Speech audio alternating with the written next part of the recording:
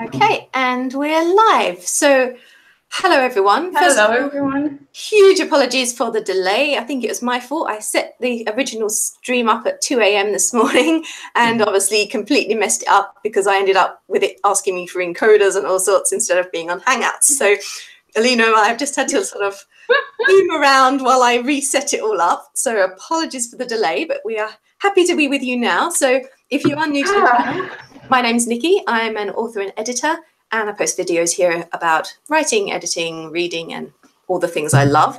And so I'll just hand over to Alina and let her introduce herself quickly as well.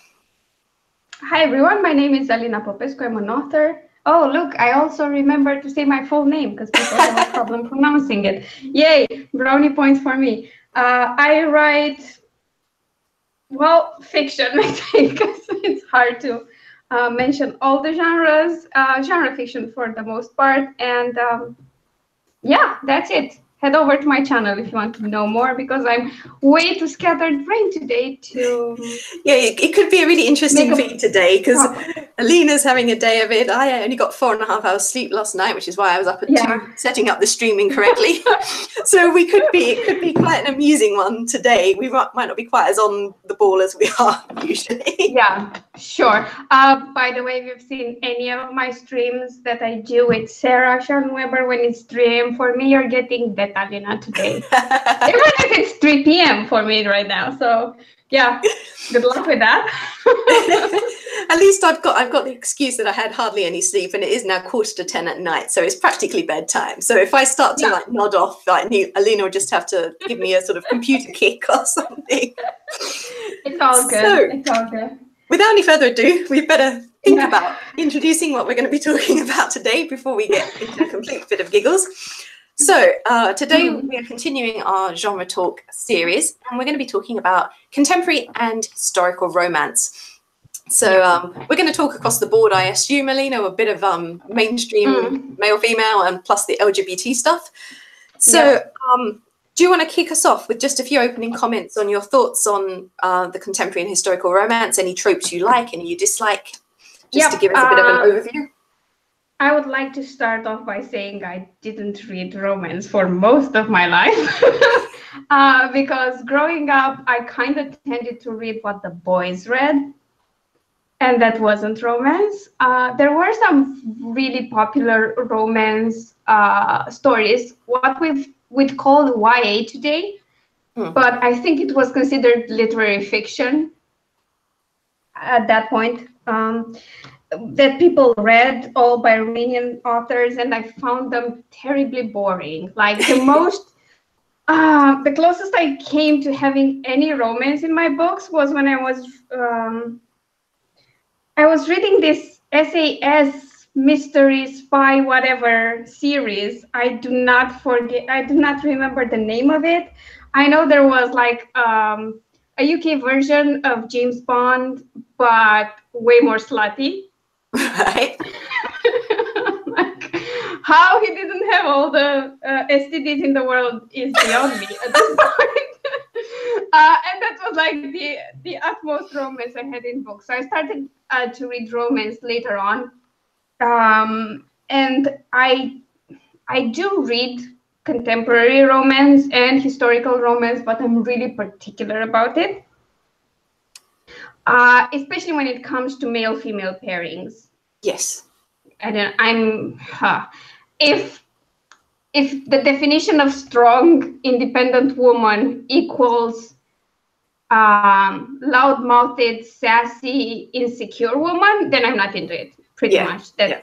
And I have a deep, deep dislike of a certain trope, which I avoid like the plague. So I kind of tend to like everything that's not that. And that trope is when you get this super womanizer or the opposite of a woman who will never settle. And then through the magic of one passionate night, everything changes and they become a completely new person.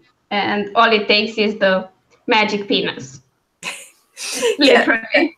I hate that. I hate that with a passion. I don't like it. I think it's rarely done well. And that's a trope that kind of seeped into gay romance as well. There's always the guy who will never be in a monogamous committed relationship until magic sex night that changes everything. Yeah. So everything that's not that, I adore it. And when it comes to historical romance, I think I tend to like it a lot more when there's some adventure to it, because it brings me back to my Alexandre Dumas days and the Three Musketeers and everything that I loved as a kid. So if there's some action in there, perfect. Yeah. Okie doke. I mean, I guess I'm a bit similar to you in a way. I have never been a huge reader of romance in the Mills and Boons style. So the sort of things you're talking about, those familiar tropes of, you know, the guy who gets tamed and whatever. Yeah. Sorry to interrupt you. I forgot to say, I kind of lied. I mean, I did read like 3 romance books that I stole from my mother when I was a teenager, and I did read them entirely for the sex scenes. And I think they were Nora Roberts books. Yeah, that's it. Okay. That's Alina's confession for the day over. So Alina's mother, if she's watching now. Oh, she knows. She knows. She knows I did it. She's still surprised of how I pulled it off, but anyway, she knows. So yeah, I mean, I've never read a huge amount of sort of MF contemporary romance. I do read a bit of MM. Now I've got into reading LGBT literature more. I don't mind the MM contemporary. I find that a lot more palatable than the Mills and Booney MF stuff. Yes.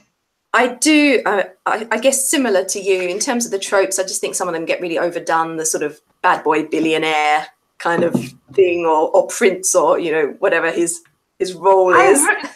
I hate those, and yet I read a really good one recently. Well, I listened to it. I will have to tell you all about it. Yeah. Yeah. But I do enjoy the historical romance a bit more, particularly Regency. So not necessarily ones written now, but ones written earlier in the 20th century. So Georgette Heyer, those kind of ones. I prefer it, as you say, if there's a little bit of a story going on. There's often some sort of mistaken identity, or that it's set in the middle of the French Revolution, or something else is usually happening. I do like them to be historically accurate, though. And one of the things that puts me off are the bodice rippers, where you think, and I'm sure not everyone in the period behaved in this perfectly demure fashion all the time, but there were fairly rigid society rules on behavior. So when you have a young woman who's would have been brought up with those rules, who suddenly becomes this wanton slut as soon as a dashing young rake comes along, it doesn't really work for me. You know, it's just too much too soon. You think, oh, she's not going to change a whole lifetime of learning how to behave in 2 seconds because of the one guy. So, I mean, if she's always been a rebel, then I can get it. Yeah. But it's not something that you ditch overnight. Your entire background and everything that's been drilled into you, like day in and day out. That's not going anywhere. Let's be honest. I mean, we're going to talk a bit more about covers later, but you can usually tell this from the covers. You can tell which ones are going to be what you call bodice rippers from the cover usually, and I probably avoid those. I go for the slightly more serious minded ones. But so that's a little bit of an overview. So perhaps we can lead on from there, and if you've got any favourite books or writers that you want to share with us in those genres. Oh no! I read this question all the time. I kind of am a glutton. I'll go into specific stories that I tend to enjoy. I tend to be a glutton for punishment, I think. So I really adore super angsty stories. Yeah. When you have to like freaking work for that happy ending. You cry and you hope and you see your hopes crushed over and over again, and finally there's a happy ending. I love those, and I love interesting characters, and I mean, when it's contemporary romance especially, there's not a lot of world building. I mean, there is, but not a lot. So I think character development becomes a bit more important. It kind of takes on all the focus. So I do love interesting characters. And speaking of billionaires, I've recently listened to one. I can't remember the freaking name because why would I? Let me just grab my bullet journal because I think I've had it written down here. And someone recommended it. It's called How to Bang a Billionaire.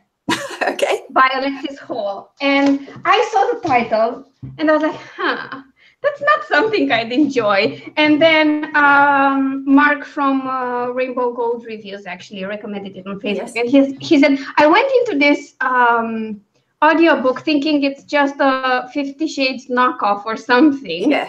And that I wouldn't enjoy it. But then 11 hours later, I was done listening to it and I loved it.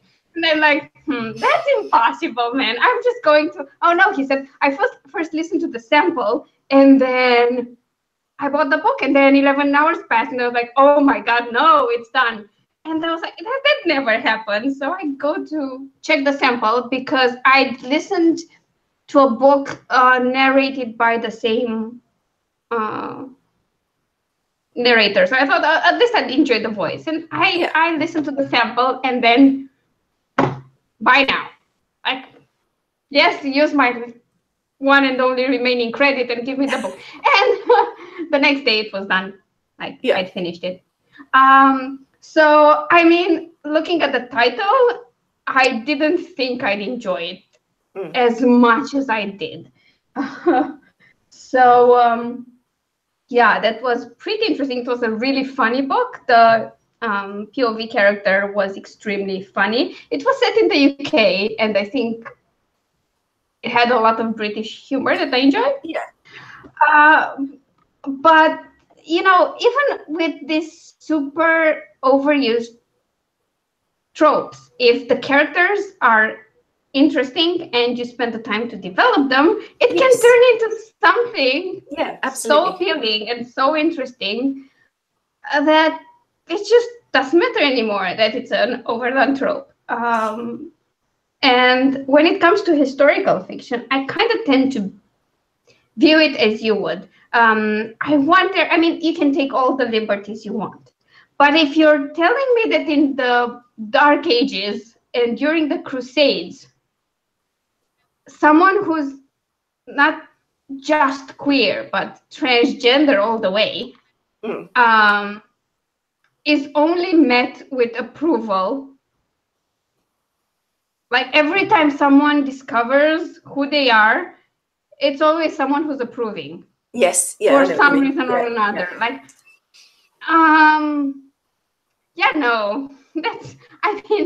No. At least don't call it historical fiction. Call it alternate history. Alternate universe or something. Because that's not accurate. I mean, have some accuracy in what you write. Yeah.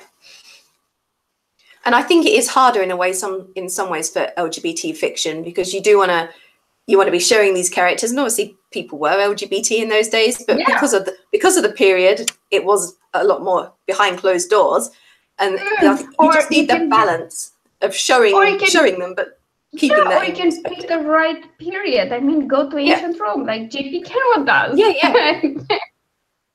It's not that complicated. There were some restrictions, but you know, what happened with the slaves happened with the slaves. I'm sorry, that's the truth. And what happened while you were studying in Greece happened in Greece, and it was the Greek way. So whatever. This is a weird minor little detour. It's not completely, but I don't know if you've seen on YouTube the Gay Victorian Affair. No. Oh, it's you have to go and have a look. There's 4 episodes in season 1. They've just finished season 1. They're just trying to crowdsource some money for season 2, and it's set in this family, and the husband's gay and the wife's a lesbian, and they just get into these awkward situations, and the other partner usually ends up walking in on it, and the person because they both know about each other, and they try to cover it over it, and so whenever they catch each other, they come up with this like bizarre explanation for what they're actually doing, and the person who's caught them always has a line about, oh well, that sounds like a reasonable explanation. But, I mean, you'll have to have a look. It's sort of relevant because it's historical.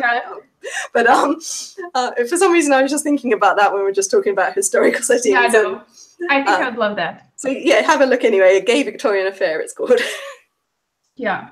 So I do enjoy. I mean, like I said, going back to that, as long. Thank you. Hope you enjoy it as well. Oh, you wise monkey. I'm sorry if that upsets you, but it just fit. It just fit like the tone of talking about historical romance. And the thing is, like, it can be done well. Yes.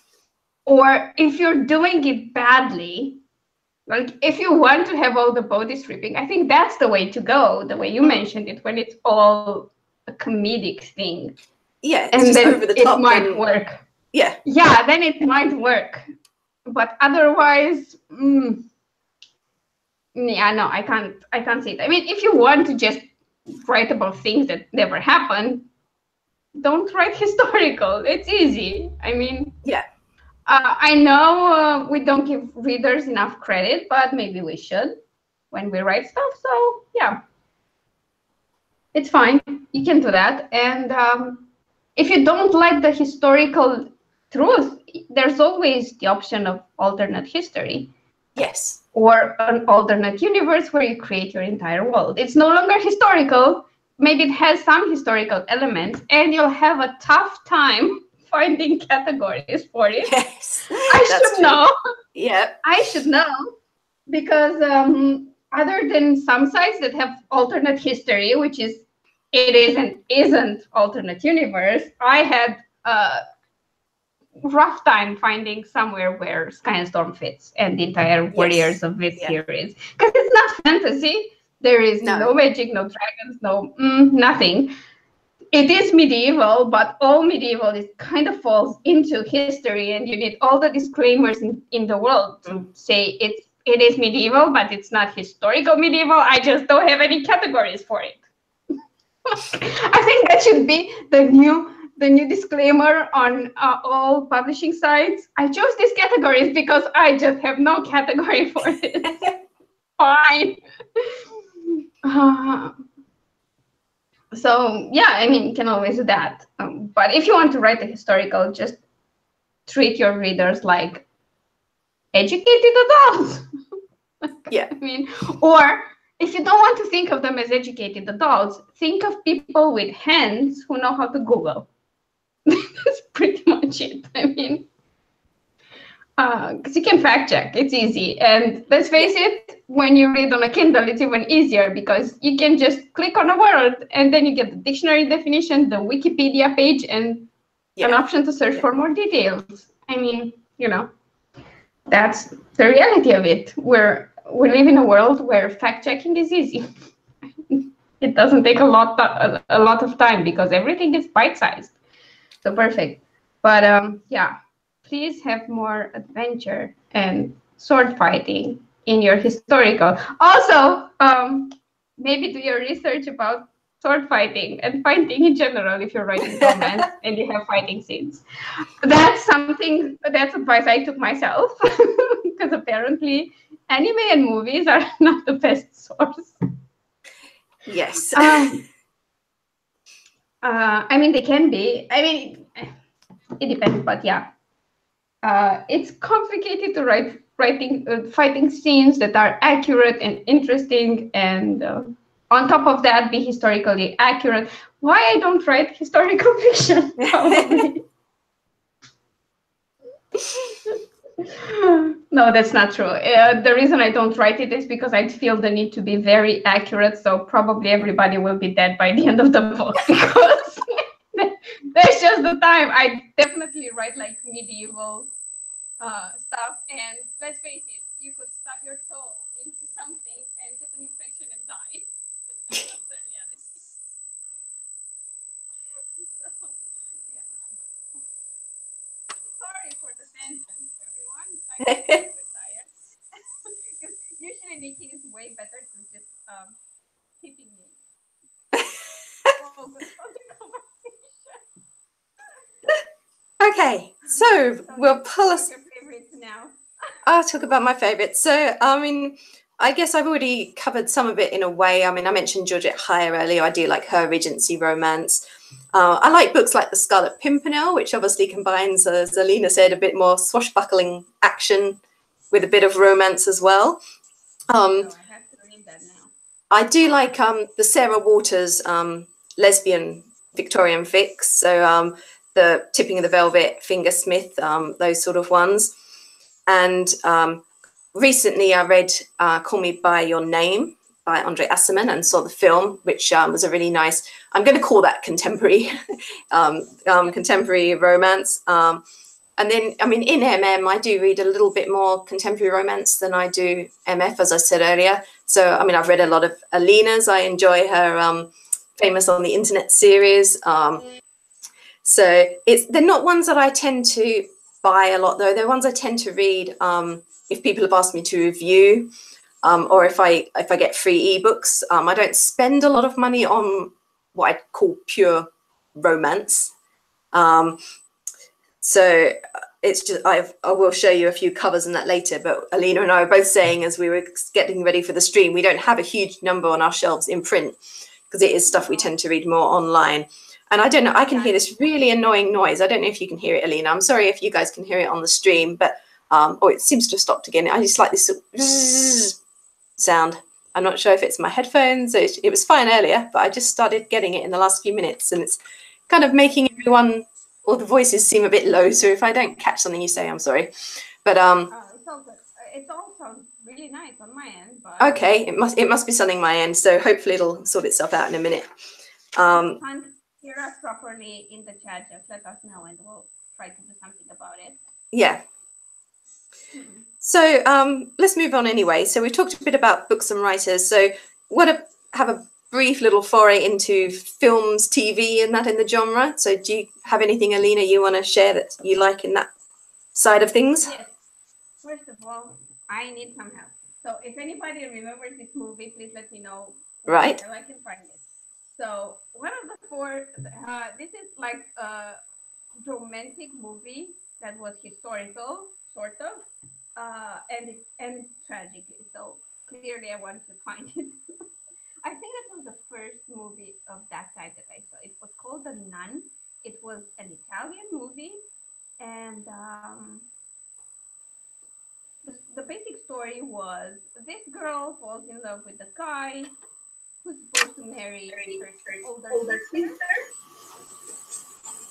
which she does.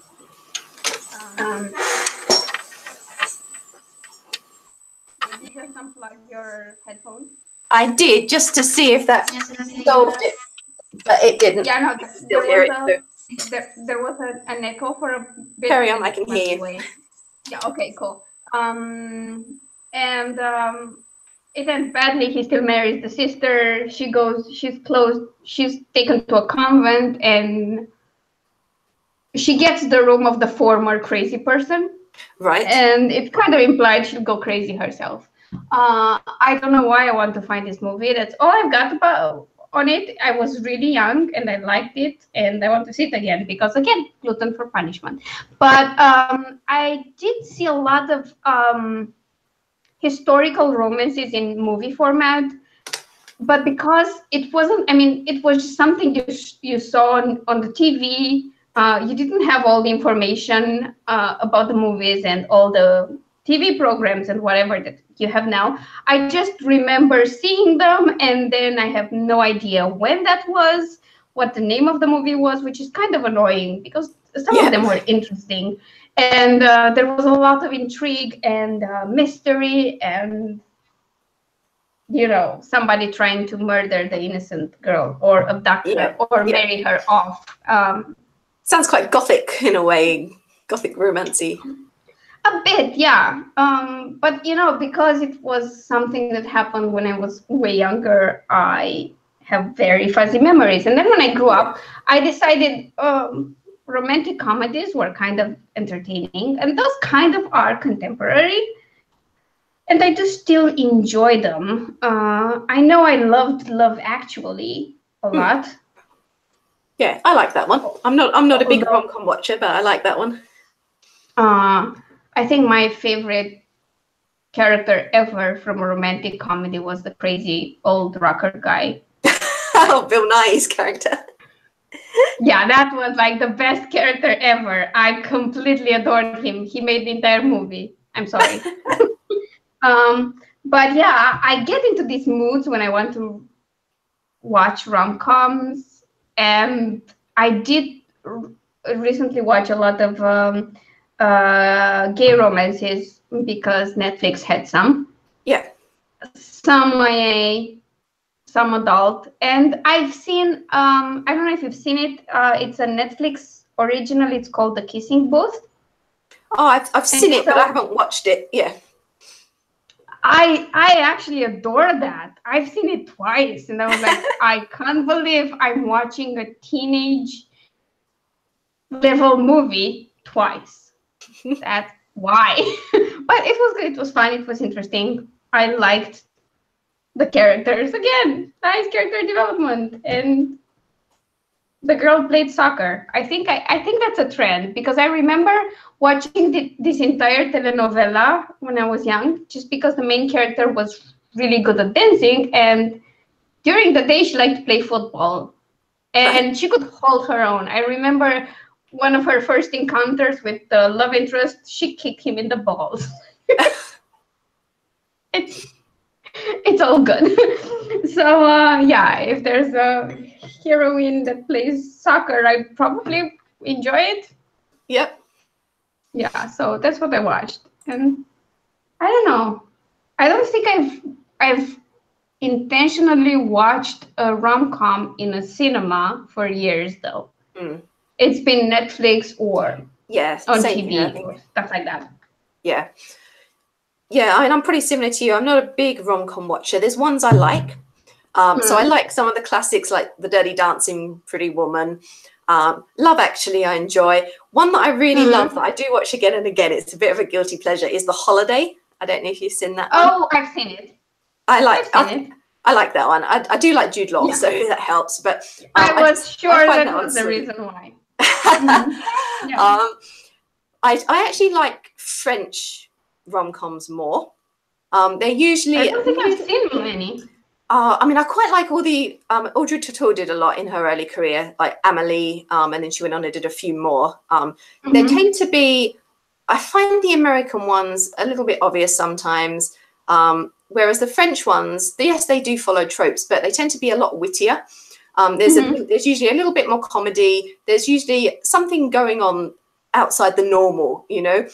I watched one that was fascinating. I'm just trying to think. I can't remember what the French name was. I think it was called Love Me If You Dare in English. And that was brilliant. It essentially was a rom-com, but it was quite dark at times. And it was fairly thought-provoking. Whereas I think the American ones, you don't really have to think a lot about US rom-com. Yeah.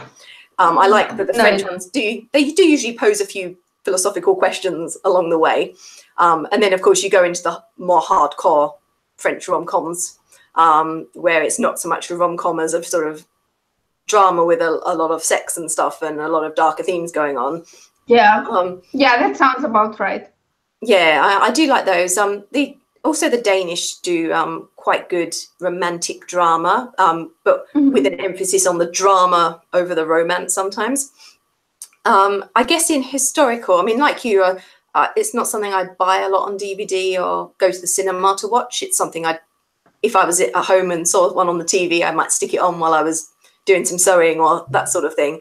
The historical I like a bit more. I mean, I'm not going to touch at all today on classics because I'm thinking that that's something we'll probably want to come back and talk a bit about separately.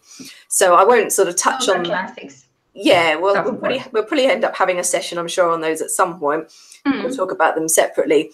But in terms of more modern historical ones, Outlander's obviously pretty big. I mean, I've seen the first 2 seasons. I haven't seen the 3rd yet. And I've not read those books.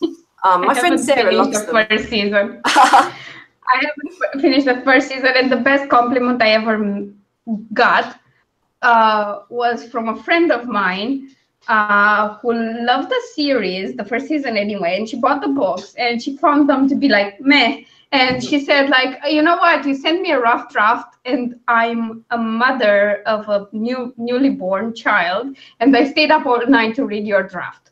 I did not stay up all night to read Outlander, so yours is better. It was like the best compliment you could have ever given me. So yeah, no, I'm not. I don't know. It felt just like such a weird love triangle. That's honest. He's dreaming. Sorry.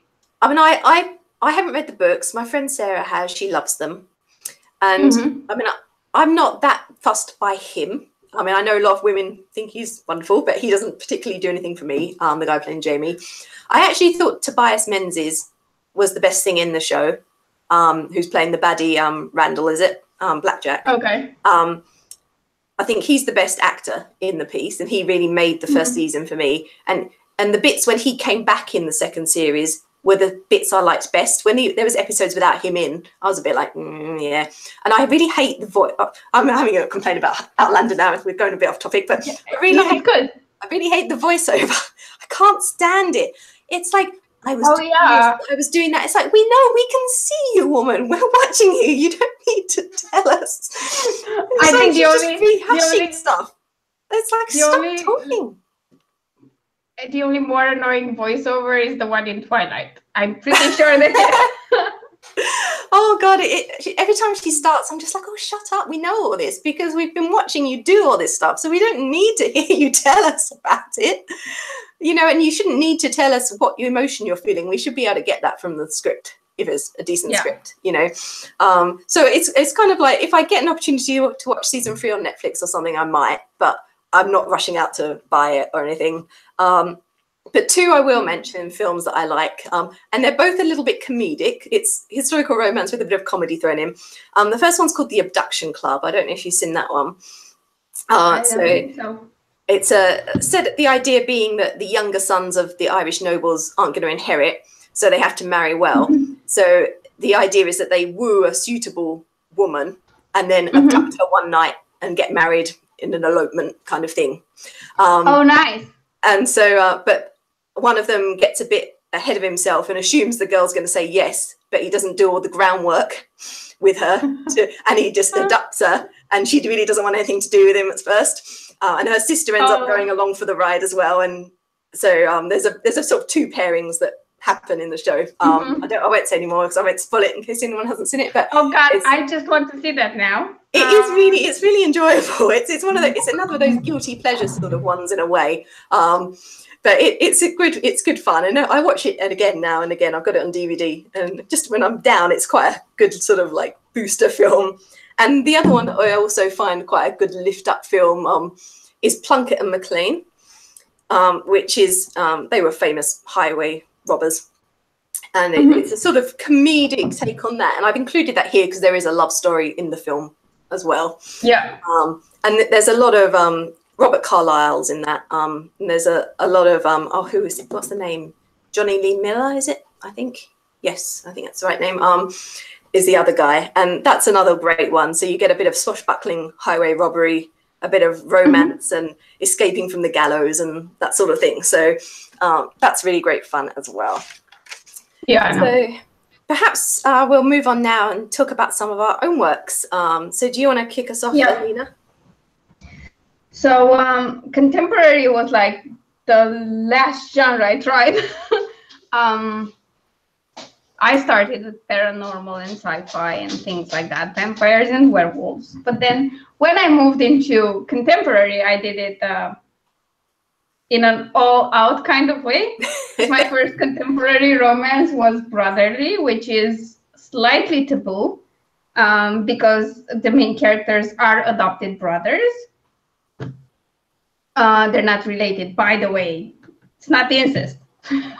Which apparently was a complaint I got a lot, that it wasn't incesty enough.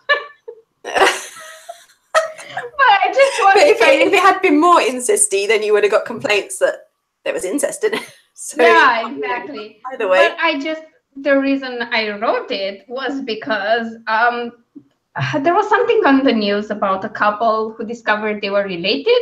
Right. And they were married to each other and had no idea. And I was like, okay, this happens. There's a lot of talk about people who don't know they're related. But how about people who don't know they're not related and they've been trapped in this weird attraction to their sibling and they feel like they're a monster because of it, and they're like all fucked up in the head. And then, oh, well, actually you're not related. Would that solve anything? And in the case of this book, apparently it doesn't solve much at first. Because the main character still feels like a total loser and a freak and all that jazz. And I experimented a lot with my first contemporary romance because I had like blog posts from the protagonist, who has a blog that's called Brotherly, and that gave the name to the book, and email exchanges between him and the gay romance publisher, and then the actual chapters, which, by the way, just between you and me, it was a pain in the ass to format. As the first project I tried in Judo, it took me half an hour, which is like the most I spent to format the book in Judo ever, half an hour, and it was my first. And then I kind of took a break for a while from that series, and I started with this one, which was this is like a contemporary romance series. I only have the first two books, Dawn to Dusk and Dusk to Dawn. The other one is a novella, which is as of yet not available in print. But this was a mix between a contemporary romance and a coming-of-age story. And it has some historical accuracy, but we're talking very modern time things like the revolution and what happened immediately after it in Romania, which is like 20 years ago. So not a historical, but I did try to be as accurate as I could. I really enjoyed this. I enjoyed setting a story over like 3 decades total, and having it set in Romania and exploring everything I knew about the country and the LGBT community and how tough things were, and how far removed from everything that was commonplace a gay person would be. Because I think I mentioned in the book at some point, one of the characters says gay people were something like Santa Claus.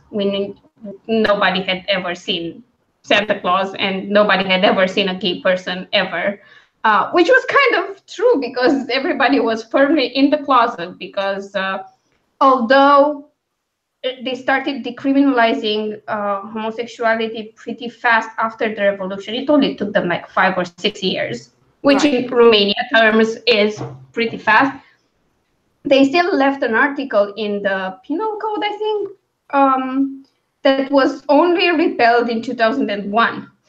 So that's the point where homosexuality was completely decriminalized, 2001. Just for reference, that's when I started university. So it's quite recent. If you think about it, it's like 17 years ago. It's early 2000. I mean, that's so ridiculous. So it was an interesting thing to explore. And then I continued with the Famous on the Internet series, because I think that's a nice subject to explore. It's interesting. It provides a lot of interesting characters. And let's face it, it's kind of related to what we're doing. Because we're writers, we work from home. Most of what we do is through the internet, and nobody gets it.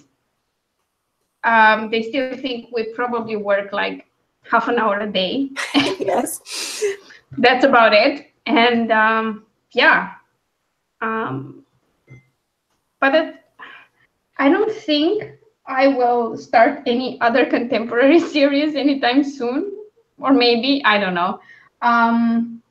I enjoy writing contemporary romance. I enjoy reading it. I do enjoy reading historical a lot more than I think I'd enjoy writing it, but I tend to prefer having another subgenre to my romance when I write, like paranormal or mystery or something, fantasy. I don't know why. I feel like it pretty comes back to you like a bit of an adventure going on at the same time. Yeah, that's it. Probably. I mean, I wrote Warriors. just to have all the sword fight I wanted. I dedicated an entire series to warriors, but set it in an alternate universe. I think that's the closest I'll get to truly historical fiction. Yeah. The warriors of this. That's it. Because, you know, I'm sorry. So yeah, over to you now. Okay. Well, I'll probably split this into two parts. I'll talk about contemporary first. I mean, I haven't been any novel-length contemporary. I've done a contemporary novella, "Wish You Were Here," which came out from Dream Spinner Press, and that's contemporary. I read that, right? Yes, I think you did, and it does have a slight paranormal twist, although it's essentially a contemporary. But most of my contemporary has been in terms of anthology calls. So I did Pride and Panoramas. I didn't even think of anthologies because I think that's a completely different demon. Yeah. So I've done a lot of shorts. So I did Pride and Panoramas that was in Dream Spinner's Starstruck anthology, which was about an actor and a cameraman who get it together on the set of a Regency romance that's being filmed as it happens. I do quite like that one. That's one of the ones that I'm really happy with that I wrote. I enjoyed that one. And then I've got coming out, it came out previously from Wayward Ink, and it's now coming out again from 9 Star next month in July, Beastly Businessman and Guitar Gods, which is... I read that. You read that one, and it's fairy tale and myth retellings, but they're all in a contemporary setting with no magic or anything going on. Yeah, I remember because I completely effed up the promo for that one at first, because I got the list of books I was supposed to promote with absolutely no details, and I had the genre listed, wasn't listed as contemporary, so I treated it as if it wasn't contemporary because, you know, that's what it said. Also, it was called Beastly Businessman. I mean, how was I supposed to know? And I used to set this up way in advance. Yeah. So I did, the arcs weren't ready yet, so it wasn't like I'd read it. Yes. 2 months before the arcs were ready, and I was like, oh God. And you messaged me then, and I was like, I'm so sorry. That's okay. That's okay. And then I remember reading it, and I was like, yeah, I totally screwed it up, but this is a great short story collection, so whatever. So, I mean, that's probably the limit of my contemporary. I've not really written any contemporary MF. It's always had a paranormal kind of slant. So, I mean, talking about historical romance then, and I've done a couple under my Nicki J Markus pen name, which is my MF pen name.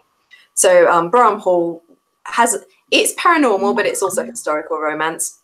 Then Her Majesty's Milk was a historical romance with a vague hint of steampunk, but not over the top, just because he likes tinkering with clockwork gadgets and the like. And that was just a novella. And then going back to the as Asta Idonea, again, a lot of my historical has been with a subgenre added. So it's been historical romance, but historical paranormal or historical fantasy. I've only done a few short stories that have been absolute pure historical, which like Stand and Deliver, which was a highwayman one. And I did one, Mischance and Meetings, that was set in the American Revolution. So, but often when I'm doing historical, I also throw in a few vampires and that along the way. So I like to try and I'm writing one at the moment, which is set in 1780s in London. Yeah. So I'm doing, it's a period I know fairly well, but I'm doing a bit of research for it because I want it to be historically accurate, but there will be vampires walking around as well and vampire hunters and things. So most of them coming from Poland. So, nice. Oh, no, I remember we talked about that. We had a quick chat about it. We're excited about it. Vampires weren't really such a big thing in England until a little bit later. So I've had them all fleeing the persecution in Poland and all the sort of vampire grave desecrations in Poland. So that's in progress.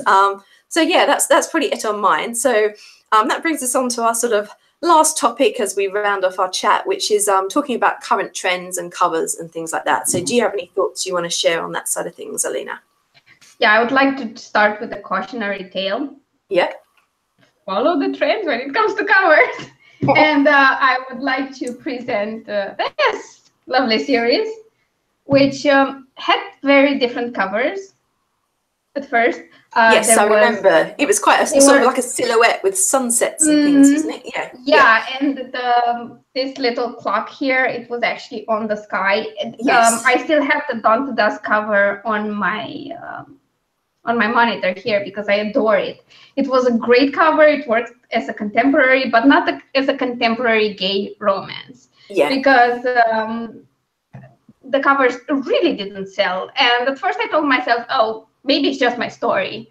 And I didn't write a very good story, but then I recovered them. And guess what? They started selling because people finally knew what the books were about. Yes. And I think that's important in romance to try to have a genre-specific cover, unless you are an A-lister. If you're an A-lister, then you can do whatever you want, pretty much.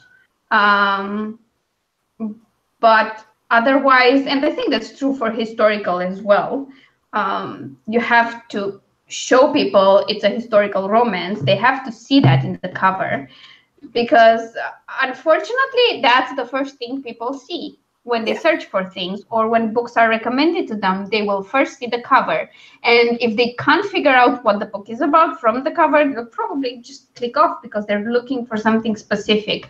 I think while online distribution of ebooks is helping us all, it's less of going to the library and browse and see whatever you find. People are looking for very specific things, and I think that's important. I remember having a conversation with a book reviewer, actually, who was talking about romance covers and all the naked torsos, which are there in gay romance and in MF romance, no problem. And she was like, oh my God, like, really, can't we try anything else? And I told her it's a deliberate decision, because otherwise people who look for romance wouldn't buy the book. And she was like, oh, thanks, that's so interesting to know. I didn't know it. So yeah, I mean, even traditional publishers will go with what sells, because it's an easy way, when you have so many imprints, to just differentiate between genres. On the other hand, if you just look at the cover, like the tiny picture you see on Amazon, and you know exactly who the publisher is, it probably went so far that they should take a step back. For example, I can recognize a book from Siren Publishing in 2 seconds flat. Yeah. The problem there is that there is no difference between contemporary, paranormal, and whatever. They all look the same. Right. Which again is bad. And I think it's important to try to integrate trends and what readers expect into your covers. And if it's a bodice-ripping cover, you get your bare-chested man or your corseted woman with no other garments on. Yeah. But speaking of historical in general and trends and covers, I would like to say, I don't know, I mean, you publish through a publisher, so I don't know how this experience has been for you, but finding appropriate stock image. So hard. Although I published through a publisher, the couple I've had out with Fireborn expects you to find the images. So they've got 2 sites they use, and they say, we'll look on these sites and pick out a few images that you like, and we'll incorporate them into the cover, or we'll use one of them. And it is so difficult. I mean, I absolutely struggled with Her Majesty's Milking for Victorian, because all I could find were upper class women, and my main character is a lower class. And all you could get was maids. You could either get highborn women or maids, and she's not a maid. And so it was so hard. And even when we did Brougham Hall, and Brougham Hall is set in the Regency, it was so hard to find Regency proper, like, correct period outfits, the period it's set in. There's period images, which has pretty nice cover, stock photos. But the problem with period images is that they're kind of small and they're growing, but the number of models they have is kind of limited. Yes. And I had to look through it a lot to find the photo for Sky and Storm. And now when I'm thinking of book 2, I want to kill myself. It's like, I need to find Eagle. Where do I find Eagle? And then I'm supposed to find Tiger. And that would be even more interesting because he's a freaking spy. He's a spy master, actually. He's the spy master of this. So that should be interesting. But and it doesn't help. Well, it doesn't help that they also mislabel them all the time, because the number of time I've typed in a search and put Regency, and the images it's showing me on the like photo stock site are very clearly Victorian outfits, and it's because but they've been labeled Regency by whoever did all the tags on the photos. Yeah, and it's like, if you can't even tag your own photos with the correct period clothing, that doesn't really help. You're typing in one thing and you're getting something completely different. It's like, why are you calling this Victorian when it's very clearly not a Victorian dress, you know? Yeah. I mean, for period images, I just go on the website and try to look through the photos and try to find something that's I mean, they're nicer because they have some ancient history looking stuff, and for historical romance, if you have MF, that's fine. If you have historical gay romance and want the couple on the cover, good luck with that. Yeah. Good luck.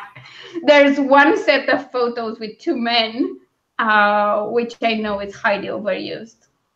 Yeah. I mean, I used one of those models, I think, but it was in a single photo because the couple wouldn't have worked. And the problem is, for some of those, most men have short hair. I need long-haired men. Yeah. And again, the hair's not always period appropriate either. Even if they've got the outfit right in the photos, often the hair's like completely wrong for the period as well. I mean, I have some liberty because it's a medieval world I created and whatever.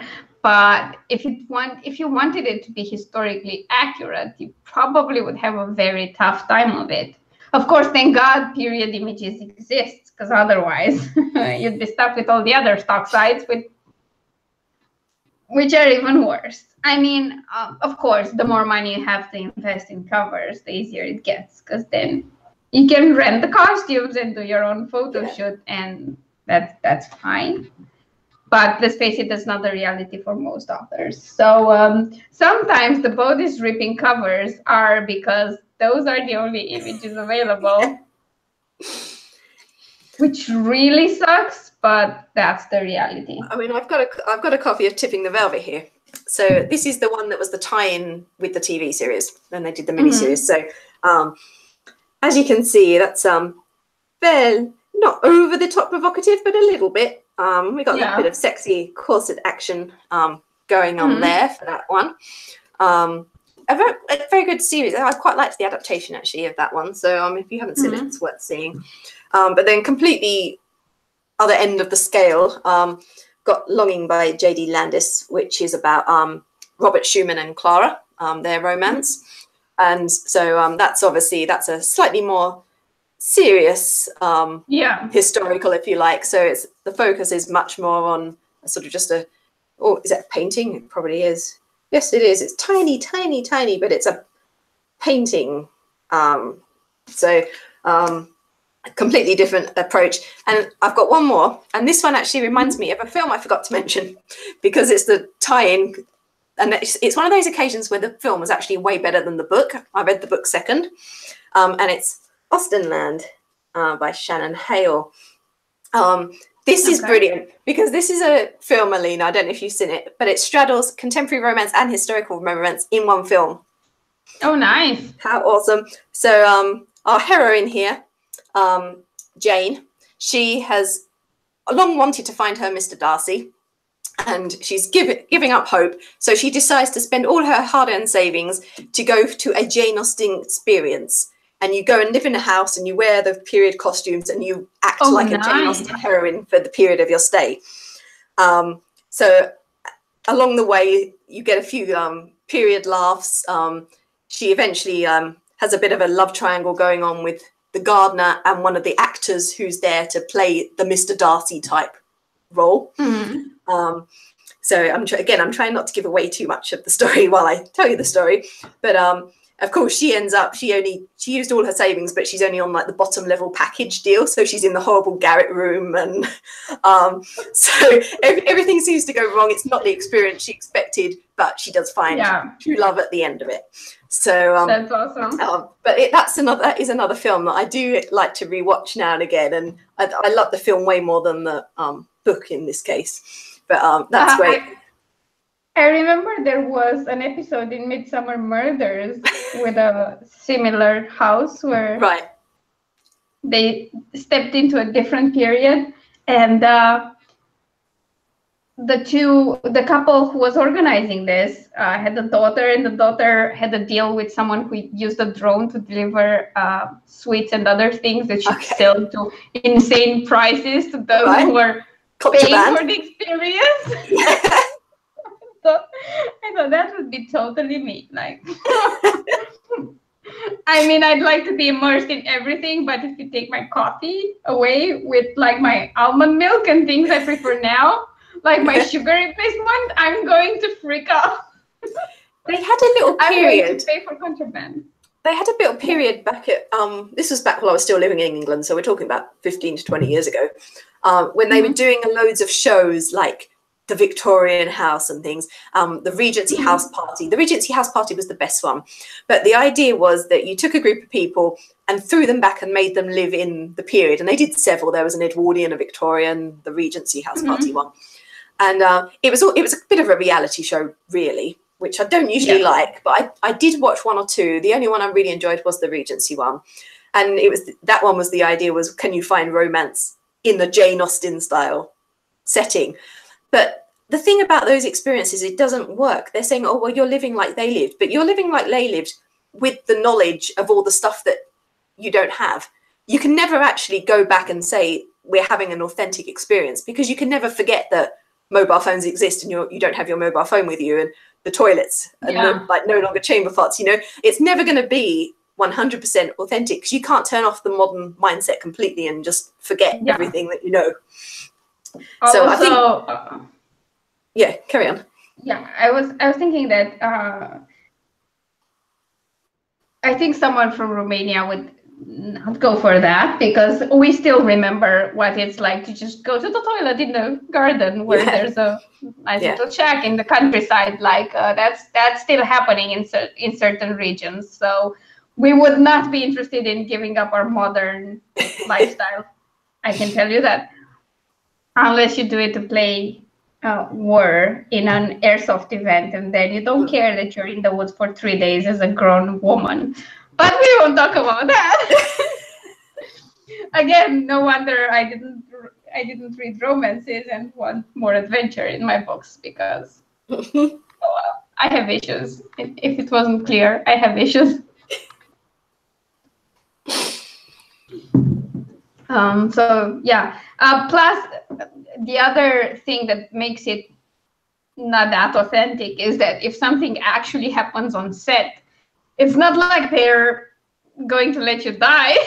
No, they're not going to do leeches, or they're going to call in a bleed you. Or have some tea. Hope you don't die from infection. That's not going to happen.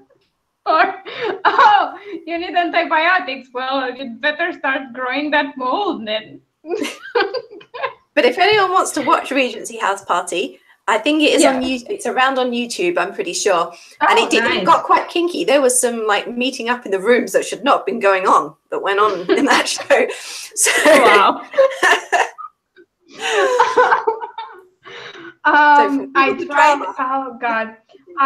One of the famous on the internet books. Speaking of research for contemporary romance, and sorry about the tangent, but one of them involves a sort of a reality type show, right? Like reality TV, but kind of transported to YouTube, because the show would be called something like YouTube Bachelor, and it's a TV station that's trying to get cool with the kids. by trying to find a partner for a YouTube star. Right. And I thought I should watch some reality TV. And the first show that showed up it's a show called X on the Beach. It's a UK show. Don't rub it in. God. Oh. I watched a couple of seasons, and this was my face while watching. Some of them are so awful. All you people are freaking insane. Why? Have you seen the nudist one? There's a Dutch one. Seriously, this is not a joke. There's a Dutch one where they have to meet up nude, and they live in like on this little island or something together, and they're just like naked like as soon as they meet, and that it's something like Adam searching for Eve or something like that, but it's completely bizarre, and I'm pretty sure it's from the Netherlands or something. And either Netherlands or Belgium. It's completely bizarre, and it's just lots of nakedness with lots of little pixelated bits on the TV. Wow. I tried to watch The Bachelor because I thought I would need that as a reference. And then I was like, no, I don't hate myself. And I tried to find one that was kind of a twist, because I thought if it's a twist on something, I might be able to watch it. Yeah. And that was, I forget the name of the show. It was an American show. And they had this sort of a matchmaker coaching 4 women who played matchmaker to a group of guys, and their purpose was to pretend they were finding them the perfect woman, and actually they were just, going through all the men and trying to find the perfect man for them. Right. You can watch it if you skip a lot. Also, it only had 1 season, so sometimes contemporary romance research is worse in so many ways than historical romance research. I just had to tell that, because we got into the reality show discussion, and that was a dark period in my life. It was. It's all it taught me something. Your art, Alina. Suffering for your art.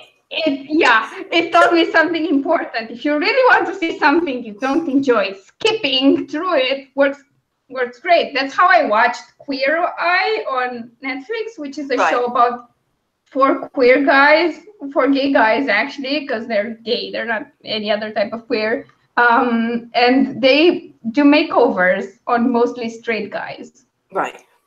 And I thought, okay, come on. It's 4 different types of gay men in a reality show. I should watch this. It should be interesting. It is, if you skip a lot. Yeah. Also, that's the way. Nobody's going to show feet. But we can show you books. And if you read the books, there's still going to be no feet. I'm sorry.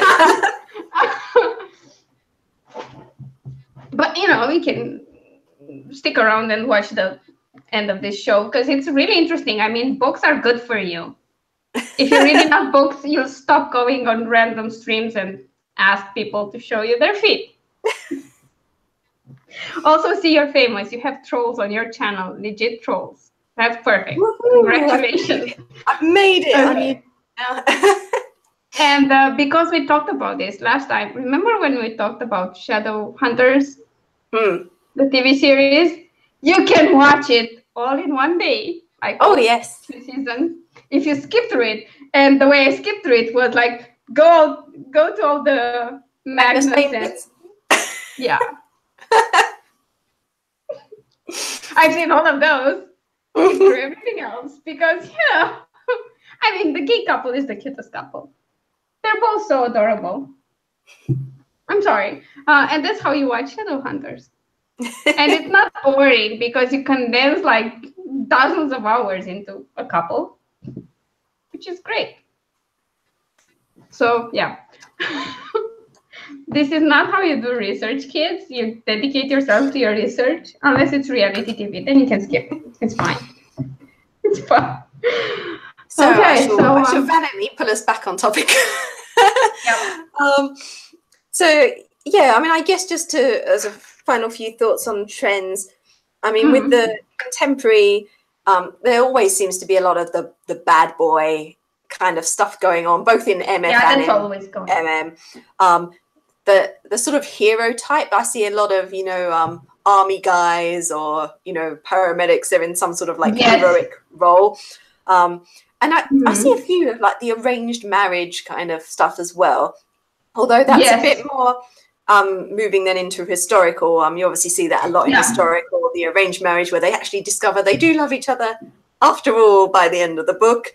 I mean, I have to say I do like a good rake, so I don't mind a nice bad boy in historical, as long as, going back to what you were saying at the beginning of the stream, as long as it's not that he just suddenly has a complete change of heart in 2 seconds just because he has one kiss with the heroine or something. You know, I have to believe the progression. I do understand that if you meet a woman who's unlike everyone you're used to, I mean, if you're surrounded by people as shallow as you are, you're probably not going to be interested in a lot. But then if you meet someone who's real and interesting, I get the attraction. But it won't happen overnight. I'm sorry. And you'll need more than a cute smile and the bare chest to win over a woman like that. That's just how it works. I don't make the rules. And because we're speaking of trends in contemporary romance, I want to mention, to touch briefly on the Cockygate issue. Yes. Because there were a lot of Cockygate anthologies and people changing their titles to include cocky, which was great. And these trends are sometimes trends you should follow. Because I remember having a conversation with someone in the gay romance genre who was trying to put together a newsletter and promote all books with either cocky characters or cocky in the title. And she said, like, it's so hard to get people in the gay romance community to just join this trend. And nobody had that issue in MF. And I think that's true. I think sometimes going with the trends and making the most of it and making your voice heard and joining in when people are standing up for something can actually get you more readers, other than getting things accomplished, like maybe stop people from trademarking common words. So yeah, I think especially when you're an indie, you have this ability to adapt to trends that the traditionally published author will never have. And I mean, like, big traditionally published authors. If you're working with a smaller press or an independent press, there's a lot more leeway there, and you can still incorporate trends in your